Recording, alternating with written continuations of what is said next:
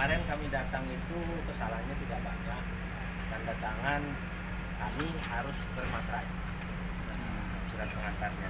Karena itu kami pagi-pagi tadi jam 9 kita hadir di sini dan sudah diverifikasi dan dinyatakan hijau. Ada berapa caleg Bang? Kami belum bicara caleg karena harus mengikuti tahapan-tahapan verifikasi dulu administrasi. Namun demikian kami sudah membuka daftar bagi masyarakat yang ingin menjadi caleg bisa lewat bapilu caleg.partaiparsindo.com. Target pemilu apa Pak? Kami lewat dukungan basis pemilih loyalis Soeharto.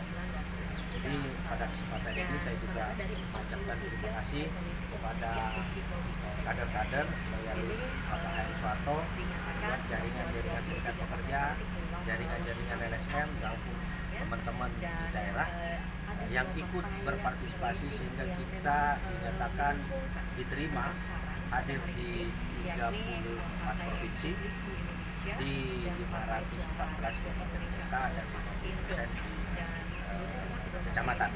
Nah, target kita adalah kita ingin menjadi partai alternatif bagi masyarakat yang memperjuangkan kepentingan masyarakat kerajaan sama dengan ideologi zaman Pak Harto.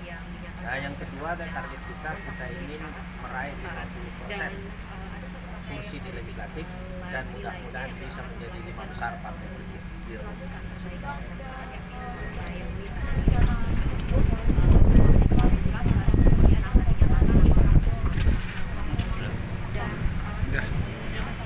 Ya, pasti kita sebagai partai politik pasti kita akan melakukan hal-hal strategis dalam konteks politik, tapi kita akan melihat perkembangan ke depan seperti apa.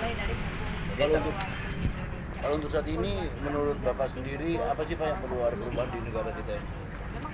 Menurut saya negara kita ini tidak dalam sehat-sehat saja, tapi ada yang perlu dilakukan perubahan-perubahan, baik masalah keadilan, masalah hukum, kesejahteraan, termasuk juga pembangunan. Kenapa kemudian kita gerakkan loyalis Soeharto? Karena pasca reformasi 98 itu mahasiswa meminta Pak Harto turun karena dianggap banyak KKN kan gitu. Nah, faktanya sekarang KKN menurut kita lebih banyak. Nah, untuk itulah Parsindo hadir untuk mengawal salah satunya adalah amanat reformasi. Bagaimana memerangi KKN untuk kesejahteraan dan keadilan bagi semua. Izin satu Pak Ketua, Pak Ketum. Oh iya. Partai politik kan merujuk kepada kaum milenial gitu. Karena 2024 kan kebanyakan milenial.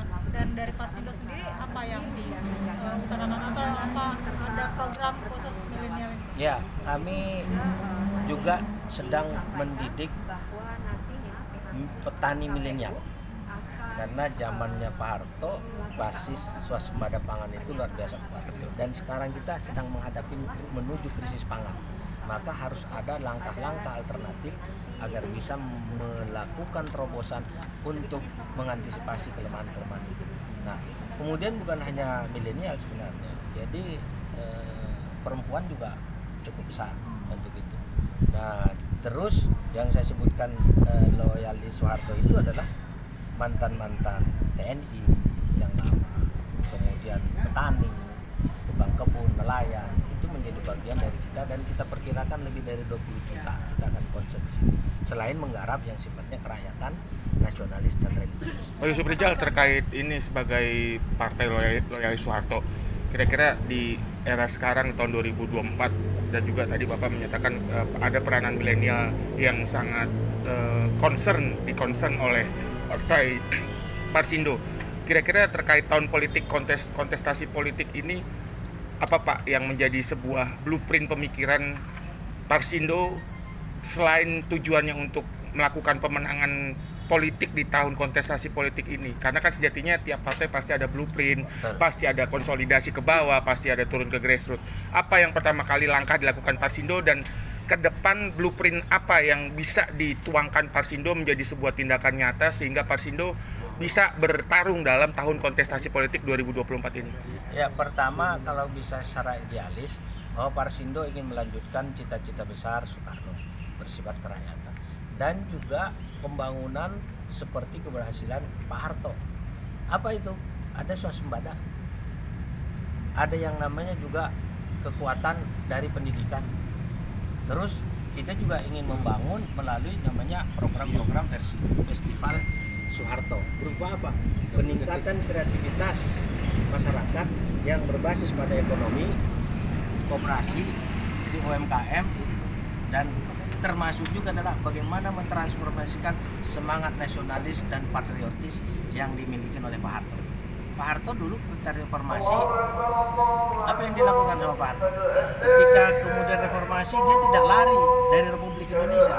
Ketika negara lain mengadakan suaka, tapi dia tetap di Indonesia. Dia katakan, saya lahir, hidup dan mati di negeri saya Indonesia.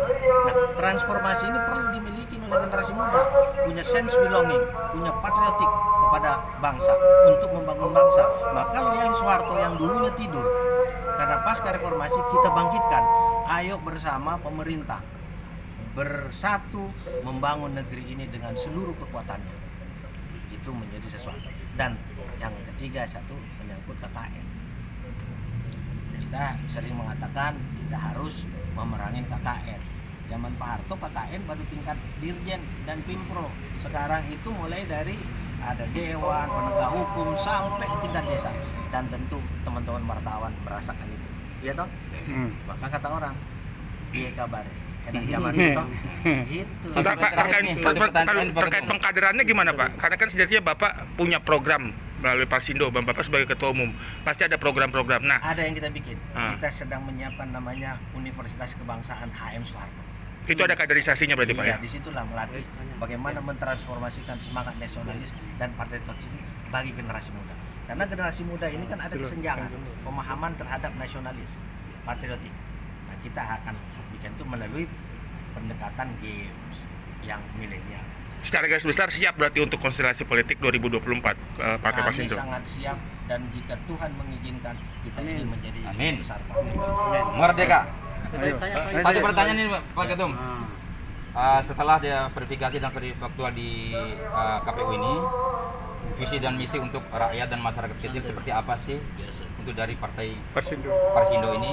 Mudah-mudahan kedepannya kalau memang ada amanah yang lebih baik, semoga bisa dituangkan ke masyarakat seperti zaman Pak Soeharto dulu. Kita merasa seperti apa? Ya, jadi Kira-kira pendekatan kita kan ada pertanian. Nah, pertanian misalnya kalau ada orang punya lahan, ya kan, kita akan undang teman-teman investor untuk menanam jagung.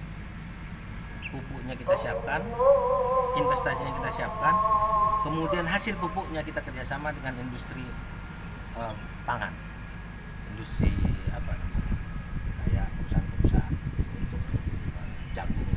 Jadi itu yang kita lakukan. Nah, termasuk nelayan. Nelayan ini anggota saya, kebetulan saya juga ketua serikat pekerja, banyak yang tidak terlindungi oleh jaminan kesehatan. Kita akan berikan perlindungan jaminan kesehatan, khususnya kematian dan kecelakaan. Berarti berkas sudah siap semua berarti Pak ya? Siap.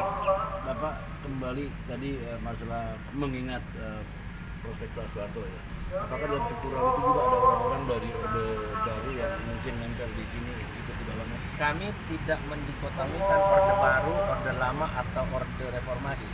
Yang kami lakukan adalah mengambil ide-ide, gagasan, konsep program yang kira-kira bisa mensejahterakan rakyat, memakmurkan negeri ini. Itu yang lakukan. Kenapa kemudian kita punya basis namanya loyalis Soeharto?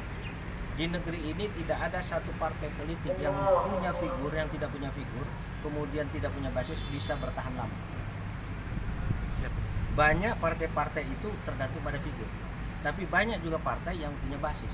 Contohnya Soekarno itu punya basis sendiri, tapi Pak Harto belum. Maka Partai Parsindo menggarap itu sebagai basis perjuangan yang jumlahnya bisa lebih dari 20 juta.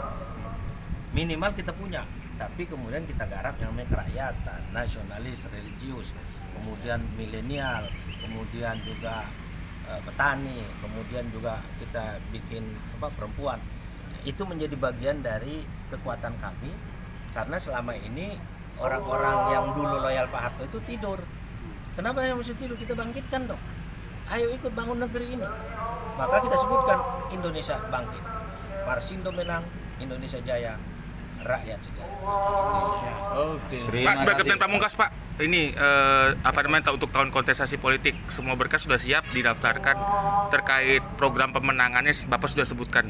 Nah, terkait konsolidasi ke depan Pak, ada nggak Pak nanti kira-kira sinergi dengan partai politik lain sehingga bisa ya seenggaknya memaju lancarkan ke contoh konsolidasi gitu Pak. Kira-kira ada nggak Pak peluang ke arah sana, dan kemudian bentuk apa yang kira-kira menjadi sebuah langkah nyata dari Parsindo sehingga apa yang ingin dituju sebagai konsep pemenangan pemilu seperti Pak Yusuf Rizal tadi katakan bisa diakomodir dan bisa terlaksana dengan baik oleh partai Parsindo Pak. Jadi gitu. Pertama, di Republik ini tidak ada satu partai politik pun yang bisa kuat tanpa dia berkoalisi. Nah, yang kedua, koalisi yang kita ambil tentu saja yang berdasarkan fatsun. Jadi kita masing-masing punya ideologi politik, kesamaan itu akan menjadi bagian untuk membesarkan Parsindo, juga membesarkan mitra kita. Jadi kita akan kerjasama dengan partai politik manapun selama platformnya itu sama, dan tentu saja ikut memerangi korupsi, kolusi, dan nepotisme. Berarti sudah siap dengan konsolidasi partai lain dengan lain. Pasti siap. Bahkan teman-teman mungkin yang banyak yang nggak lolos, kita ajak gabung. Yang tidak bisa verifikasi KPU, kita ajak. Mahasiswa misalnya, kita aja mahasiswa, bukan hanya sekadar pemantau. Anda masuk di Parsindo, Anda bisa caleg, dan mari kita ubah negeri ini dari posisi-posisi mereka yang strategis di dewan. Begitu juga Partai Buruh. Parsindo akan menjadi wadah aspirasi dan politik untuk buruh di legislatif pemilih 20. Dengan UMKM gimana Pak? Ya, sama. Kenapa demikian saya bilang gitu? Partai buruh jangan hanya dieksploitasi untuk kepentingan sekelompok, tapi kemudian mereka pada saat membutuhkan tapi ditinggal. Nah, kita ingin